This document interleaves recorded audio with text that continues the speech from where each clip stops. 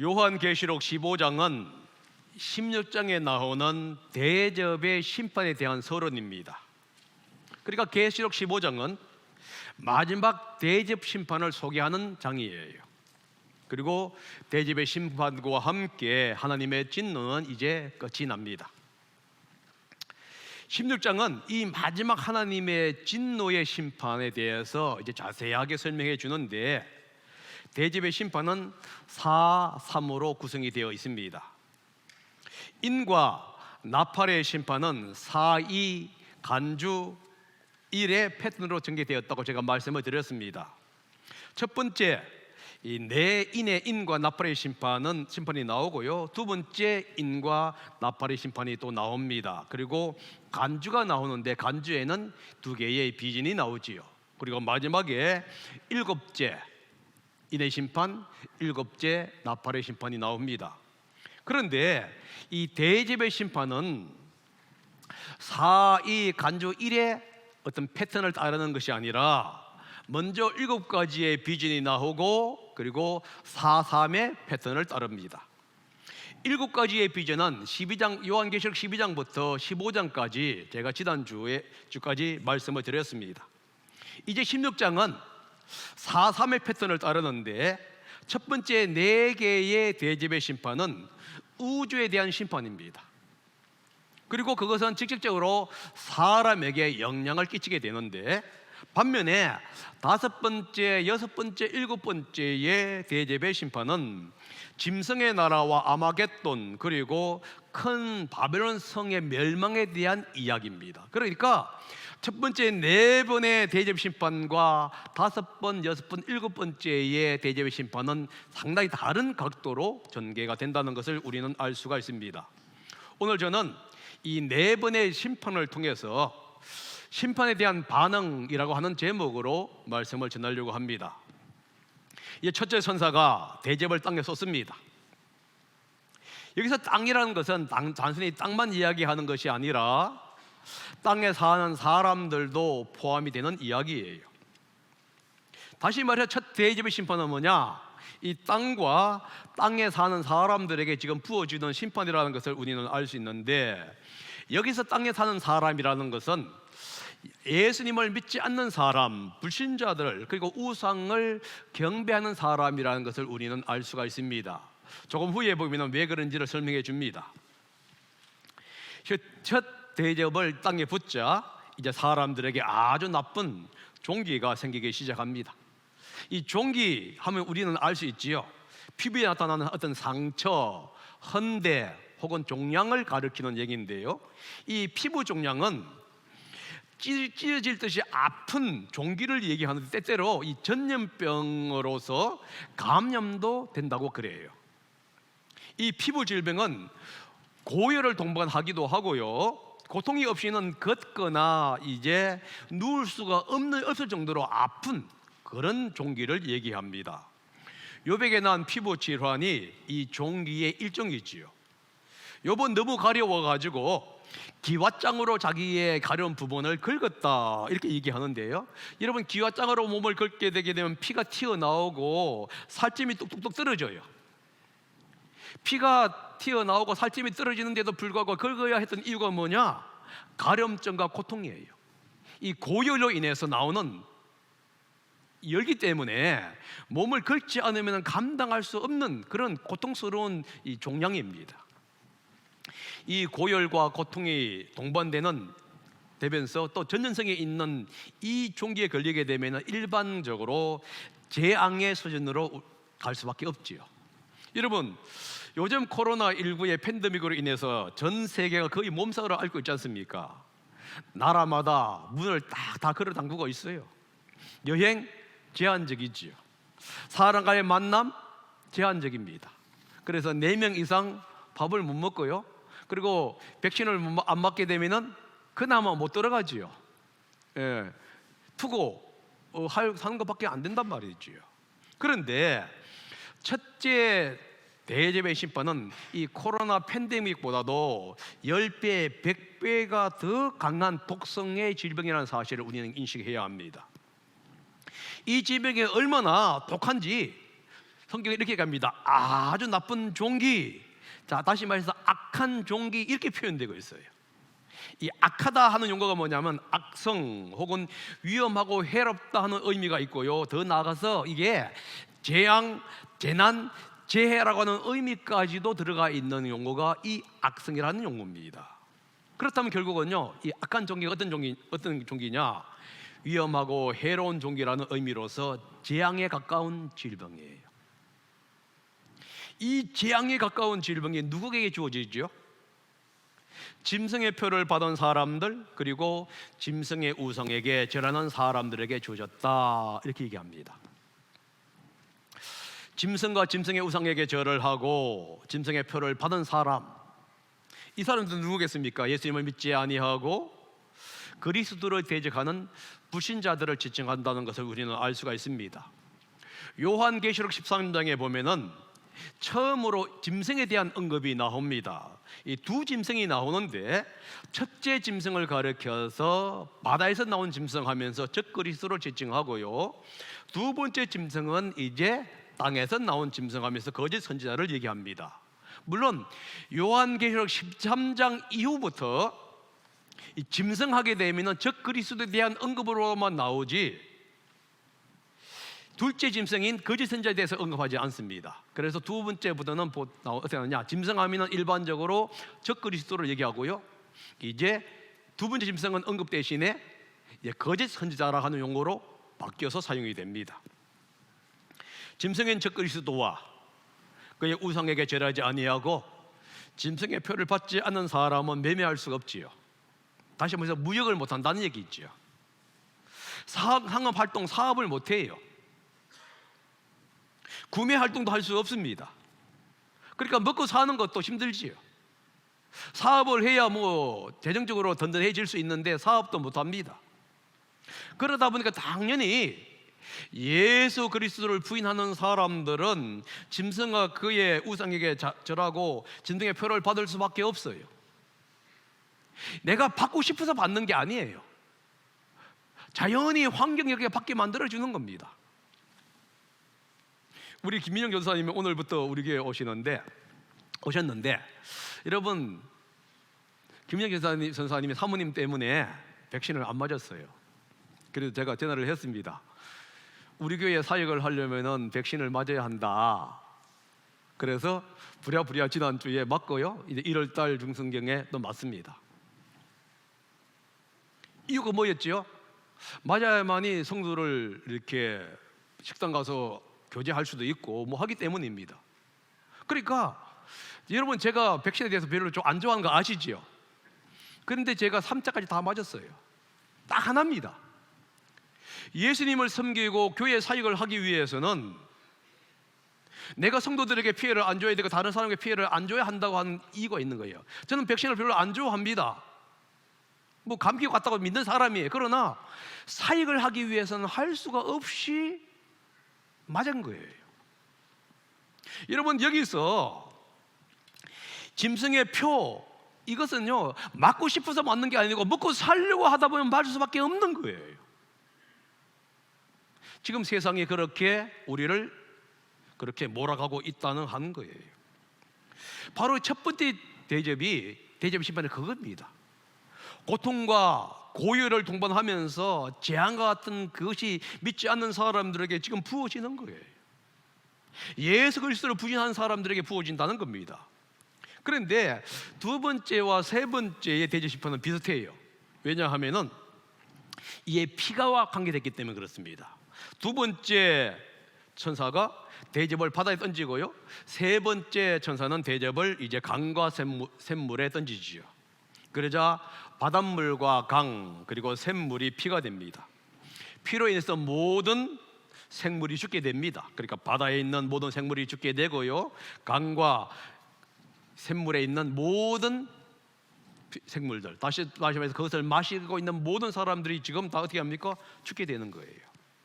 이 피의 심판을 딱 보게 되면은 어디와 연결되죠? 요 출애굽기에 나일강에 나오는 이 심판과 비교될 수 있죠. 모세 시대 때 바로 왕이 완악합니다. 이스라엘 백성들을 내 모델라고 하는 하나님의 명령을 거절합니다. 그러자 하나님은 모세를 통해서 나일강을 피로 만들게 합니다. 결과 나일강의 모든 고기가 다 죽지요. 두 번째와 세 번째의 대접의 심판이 나일강의 재앙과 비슷하다는 것을 우리는 알 수 있습니다.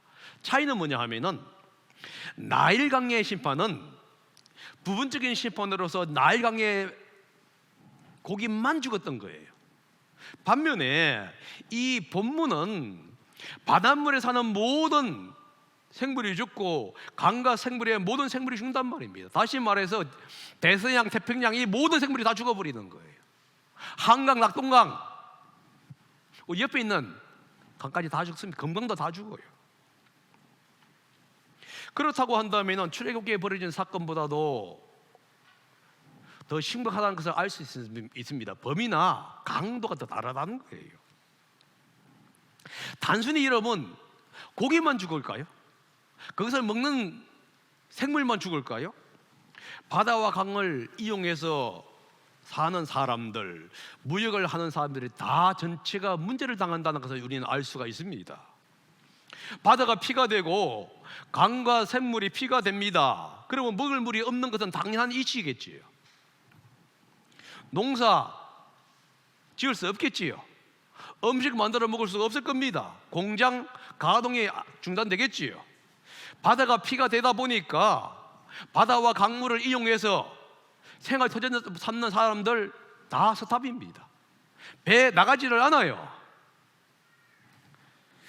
그러다 보니까 이 바다와 강을 이용해서 하는 모든 경제 활동이 다 멈추게 됩니다. 오늘도 그렇지만 과거에도 교역이라든가 무역의 대부분은요 해상 교통을 통해서 이루어집니다. 그런데 교역이 멈추고 상업 활동이 멈춘다는 것은 뭐지요? 세계적으로 경제 공황이 온다, 이런 것을 우리는 알 수가 있는 겁니다. 지금 기름값이 올라가고 우리가 아우성 칩니다. 그런데 이것은 물이 없는 것과 물이 없어서 아우성 치는 것은 다른 수준이에요. 여러분, 이것이 바로 두 번째, 세 번째 대접의 심판의 결과라는 거예요. 네 번째 심판은 뭐랍니까? 네 번째 천사가 이제 대접을 태양에게 쏟아버립니다. 그러니까 태양은 불로 사람을 태워서 죽이도록 허락을 받고 있지요. 그래서 모든 사람들은 태양의 몹시 뜨거운 열로 고통을 당하게 됩니다. 그 결과 수많은 사람들은요 태양의 열로 인해서 타고 죽는 거지요. 여러분 태양열로 인해서 타고 죽는다, 고통을 당한다, 이것은 오늘날 우리가 말하면 지구의 온난화 현상으로 고통을 받는 것과 연결시킬 수가 있겠지요. 최근에 지구가 온난화 현상으로 몸살을 앓고 있습니다. 뉴욕 타임즈에서 29일 날 이제 나타난 보도가 있는데요. 알래스카의 최대 섬인 이 코디액이라고 하는 섬이 있다고 합니다. 그런데 코디액의 온도가 12월 26일 19.4도, 약 20도로 올라갔다고 합니다. 그리고 다음 날에도 15도까지 올라간 거예요. 이 알래스카는 북쪽에 가깝기 때문에 겨울 되게 되면 상대적으로 이제 좀 뜨거워진답니다. 그래도 영하 5도에서 0도가 평균적인 온도랍니다. 그런데 평균 온도보다도 15도에서 20도로 올라가요. 그래서 얼음이 다 녹아버립니다. 여러분, 알래스카만의 문제일까요? 금요일 날 제가 6시에 내 고향을 한번 본 적이 있습니다. 부여에 레드향이 재배된다고 하는 소식을 들었어요. 레드향 하게 되면 우리는 보통 제주도에서 겨울에 생산되고 있는 어떤 맛있는 과일, 이 정도로 알고 있는데 부여에서도 지금 생산이 되고 있습니다. 그 주문하고 싶은 분들은 부여에 주문하시면 돼요. 이 얘기가 뭔 얘기입니까? 한반도에도 기온이 지금 올라가고 있다 하는 것을 지금 보여주고 있는 현상이지요.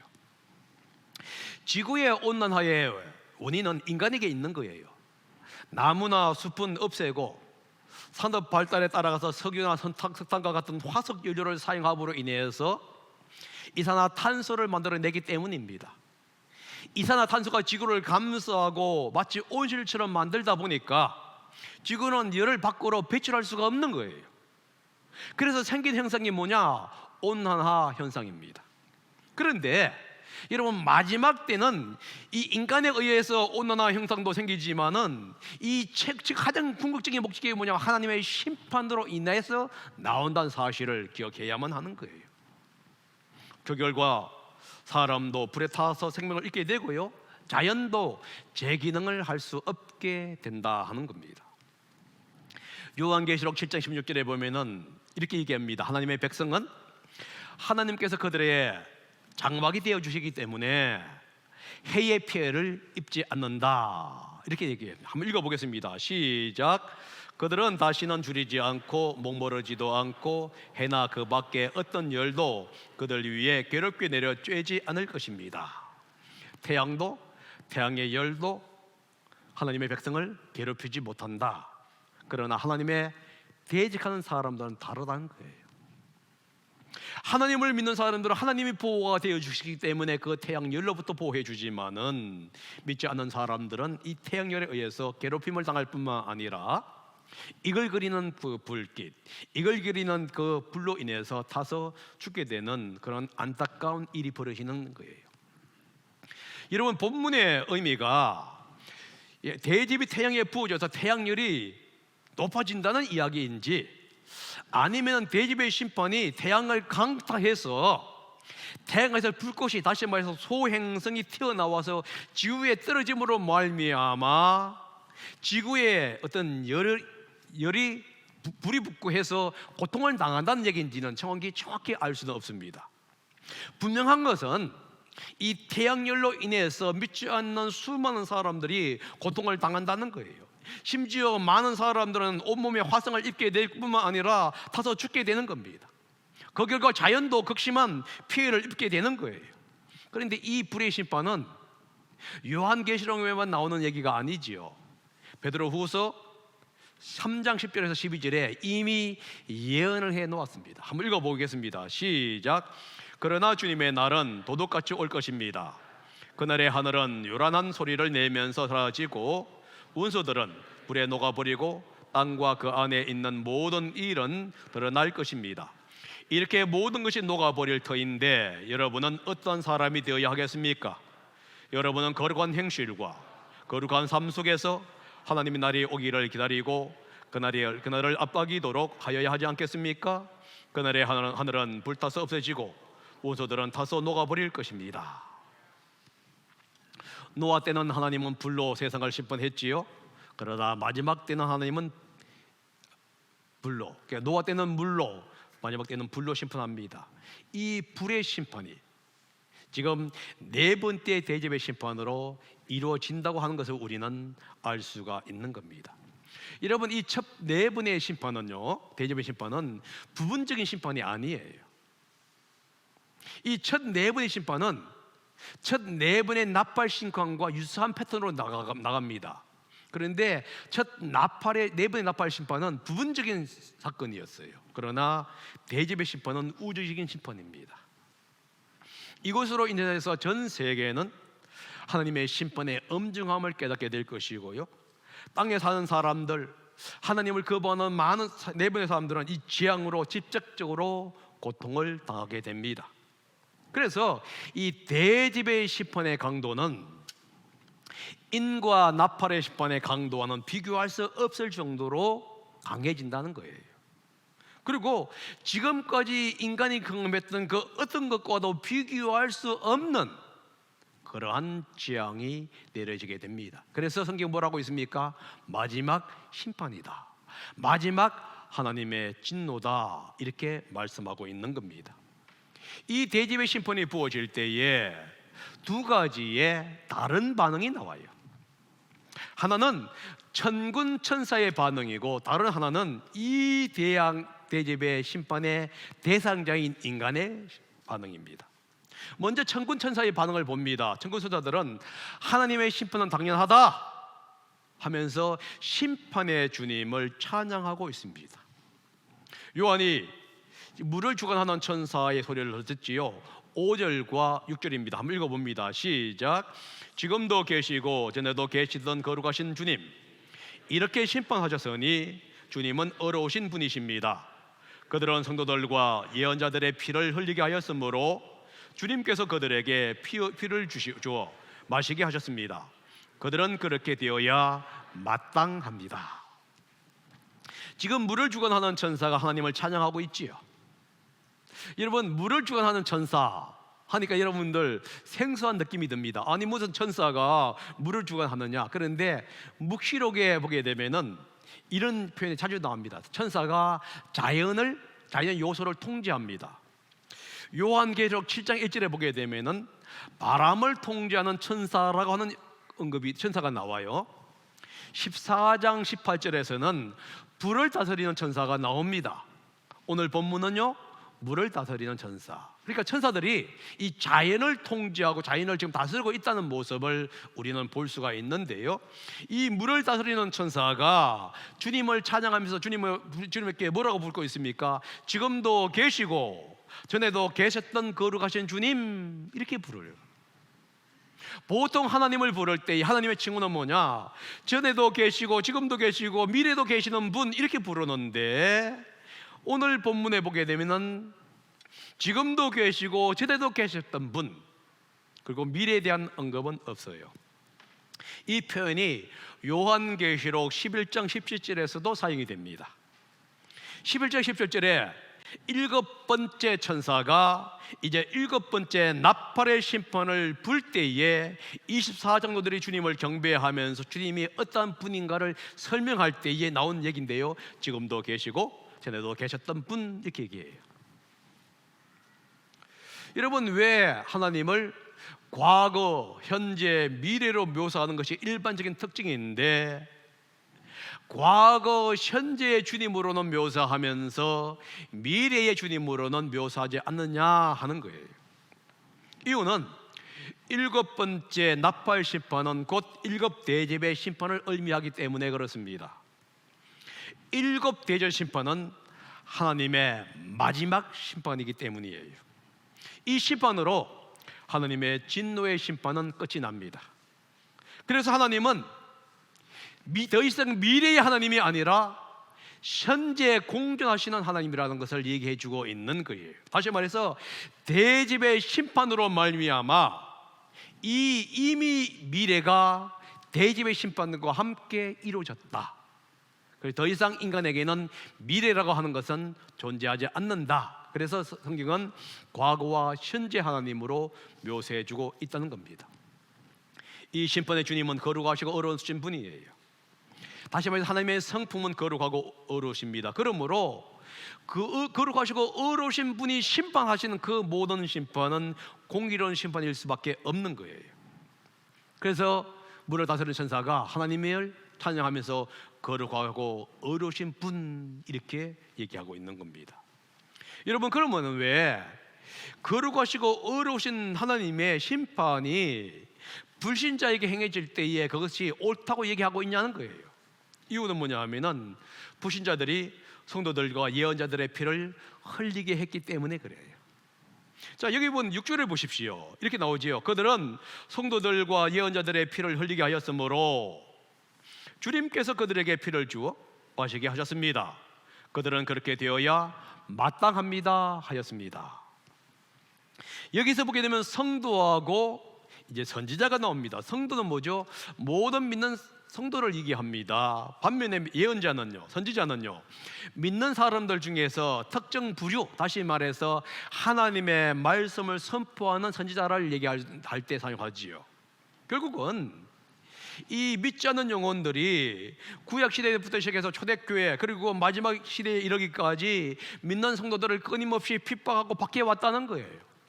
성경은 이렇게 얘기합니다. 피를 흘리게 하였다. 무슨 뜻이겠습니까? 죽였다, 박해를 했다 하는 의미가 아닙니까? 이들이 하나님의 백성을 박해하고 죽이기 때문에 하나님은 이제 그들이 흘린 피에 대한 보응으로 그들에게 피를 흘리게 한다, 이 얘기를 지금 하고 있는 거예요. 여러분, 받게 자는 응당 대가를 받게 되지요. 피를 흘린 자는 피에 흘린 대가를 받게 됩니다. 이것이 바로 하나님의 공의라는 거예요. 그렇기 때문에 피를 흘린 자에 대한 하나님의 심판은 의로우면서도 거룩하신 겁니다. 지금까지 하나님은 은혜의 하나님, 사랑의 하나님이었습니다. 그래서 죄 지었을 때에도 용서해 주시고 은혜를 베풀어 주셨어요. 하나님은 참으시고 인내하시면서 긍휼을 베풀어 주셨단 말이에요. 그리고 많은 사람이 주님께로 돌아오기를 기대하는 마음으로 참는 거예요. 그러나 마지막 시대가 되게 되면은 주님은 공의의 하나님으로 바뀌시는 거예요. 더 이상 하나님은 용서라든가 긍휼의 개념이 아니라 공의의 하나님으로, 그리고 그 하나님의 공의는 하나님의 심판을 통해서 보여주는 것을 오늘 우리 말씀은 이야기해 주고 있는 겁니다. 물을 주관하는 천사, 다시 말해서 심판의 천사가 그 하나님의 심판, 그 하나님의 공의를 지금 찬양하고 있습니다. 이때 제단에서 나오는 소리가 또한 이렇게 얘기합니다. 그렇습니다. 주 하나님, 전능하신 분 주님의 심판은 참되고 의롭습니다 하면서 7절에 얘기하지요. 하나님의 심판은 하나님의 말씀과 성품에 기초하고 있다는 것을 얘기하면서요, 그 하나님의 심판은 참되고 신실하다, 이렇게 고백합니다. 여러분, 어느 누가 하나님의 심판이 잘못되었다고 얘기할 수 있냐는 거예요. 오늘날 많은 사람들은 하나님께 나오면서 말하냐, 하나님이 그럴 수 있냐고 얘기합니다. 그럴 수 있죠. 왜 그럴 수 없다고 얘기한지를 모르겠어요. 그럴 수 있죠. 하나님이 기준이고, 하나님이 참되시고, 하나님이 의로운 분이시고, 하나님이 신실하신 분이라고 한다면은 하나님이 내리시는 판단은 정확한 거예요. 그러므로 우리가 뭐 해야 합니까? 하나님, 당신의 판단은 옳습니다, 당신의 심판은 옳습니다 하고 대답을 해야만 하는데, 여러분, 세상 사람들은 그렇게 하지 않는다는 거예요. 그게 어디서 나오지요? 9절입니다. 9절 하반절을 한번 보십시오. 다 같이 읽어봅니다. 시작. 그러나 그들은 이 재앙을 지배하는 권세를 가지신 하나님의 이름을 모독하였고 회개하지 않았고 하나님께 영광을 돌리지 않았습니다. 세 단어로 불신자들의 반응을 지금 정리합니다. 뭐 했습니까? 모독했고, 회개하지 않았고, 영광을 돌리지 않았다. 이것이에요. 심판이 왔을 때에 죄를 회개하고 하나님의 은혜를 구해야 하는 게 아닙니까? 주님 도와달라고 간구해야 하는 게 아닙니까? 그러나 오히려 하나님의 이름을 모독합니다. 하나님께 영광을 돌리지 않지요. 자기가 잘났다고, 자기가 맞다고 얘기합니다. 이것이 바로 세상 사람들의 일반적인 모습이 아닐까요? 이러면 요한계시록 9장 13절 22절에 보게 되면 6번째 나팔의 심판이 울릴 때에 사람의 3분의 1이 죽는다고 나와 있습니다. 그런데 그때 살아남은 사람들이 뭐 했습니까? 회개하지 아니하고 오히려 더욱더 우상 숭배에 빠지는 얘기가 나옵니다. 이게 바로 인간의 모습이에요. 여러분, 예레미야에 보게 되면 하나님께서 이스라엘 백성들을 심판을 합니다. 그러자 이스라엘 백성들이 바벨론에 포로 가고 뭔 얘기합니까? 우리가 하나님을 섬기지 않을 때는 오히려 복을 주셨는데 하면서 그들이 뭐합니까? 하늘 여신상에게 절을 하고 있는 거예요. 하나님께 심판을 받게 되었을 때 오히려 하나님께 경배하고 나와야 할 이스라엘 백성들이 그렇게 하지 않은 거예요. 오늘 본문도 똑같이 얘기하고 있는 거예요. 13장 6절에 보게 되면 첩십성이 하나님을 모독하면서요, 은혜의 하나님께 돌아서지 아니하고요, 오히려 구원을 거부하는 사건들을 기록하고 있어요. 하나님의 심판을 경험하면서도 하나님께 돌아오지 않는 것보다 더 끔찍한 일은 없는 것 같아요. 고난은 당할 수 있습니다. 그러나 그 고난을 당했을 때에 주님께로 돌아오는 것이 마땅히 인간이 해야 할 자세인데도 불구하고 인간은 오히려 더 악해진다는 거예요. 이러한 모습은 바로의 모습과 같지 않을까요? 하나님이 바로 왕에게 계속적으로 하나님의 능력을 보여줍니다. 그리고 회개할 기회를 주지요. 그런데 바로는 번번이 하나님의 은혜를, 하나님이 주시는 기회를 그는 거절하지요. 바로의 교만함 때문에 어떤 결과가 벌어졌습니까? 그의 왕세자가 죽고 나라는 엄청난 재앙을 겪게 되는 거예요. 여러분, 하나님께 영광 돌리기 가장 적절한 반응이 무엇일까요? 때가 언제일까요? 어려울 때입니다. 쉬울 때는 우리는 언제든지 그렇게 할 수 있습니다. 그러나 가장 어려울 때, 가장 힘들 때, 가장 고통스러울 때, 그때 우리는 하나님께 영광 돌리는 것이 필요한 거예요. 혹시 징계를 만났을 때 우리는 죄를 회개해야 하고요, 하나님께 은혜를 구해야 합니다. 하나님을 인정해야 한다는 거예요. 그러나 하나님을 거부하는 사람들의 일반적인 특징이 뭐냐? 교만하고 심판의 주님을 모욕합니다. 회개하지 않고요, 영광 돌리지 않는 거예요. 더욱더 목이 굳어지고요, 뻣뻣해지는 거예요. 그래서 여러분, 하나님을 믿는 사람과 하나님을 믿지 않는 사람과 차이점이 언제냐? 심판이 오면 알게 있어요. 믿는 사람은요, 신실한 사람은요, 어떤 상황 속에서도 주님을 인정하는 사람들이라는 거예요. 하나님의 선하심을 인정하면서 그분께 은혜를 구합니다. 역사의 주님께 감사하면서 어려움 속에서도 주님이 함께 하실 것을 바라면서 그는 주님께 온전히 나아가는 거예요. 그러나 믿지 않는 사람들은요, 환경 속에 나타나는 하나님의 은혜를 거부하는 것이죠. 하나님의 공의를 거부합니다. 하나님을 모욕하는 거예요. 자신의 죄나 행동이 옳다고 얘기하면서 회개하지 않는 거예요. 사랑하는 여러분, 여러분은 어떤 사람이 되어야 할까요? 어렵고 힘들 때에 그 하나님의 공의를 바라보면서 은혜를 바라보면서 주님께 나아가야 할까요? 아니면은 어렵고 힘들기 때문에 그 하나님을 저주하고 모독하고 대항하고 그렇게 살아가야 할까요? 이 네 번의 대집의 심판이 우리에게 알려주는 것은 무엇입니까? 인간이 어떤 반응으로 하나님께 나아야 하느냐, 이 얘기를 하고 있는 거예요.